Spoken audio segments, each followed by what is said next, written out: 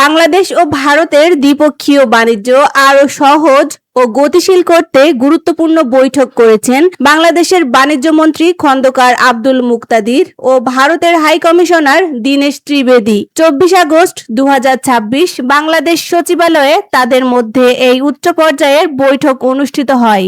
বৈঠকে ভারতের স্থলপথ দিয়ে সুতা আমদানির ওপর থাকা নিষেধাজ্ঞা দ্রুত তুলে নেওয়ার বিষয়ে ইতিবাচক আলোচনা হয়েছে। পাশাপাশি কোভিড মহামারী ও পরবর্তী সময়ে বন্ধ হয়ে যাওয়া সীমান্ত হাটগুলো আবার চালুর সিদ্ধান্ত নেওয়া হয়েছে।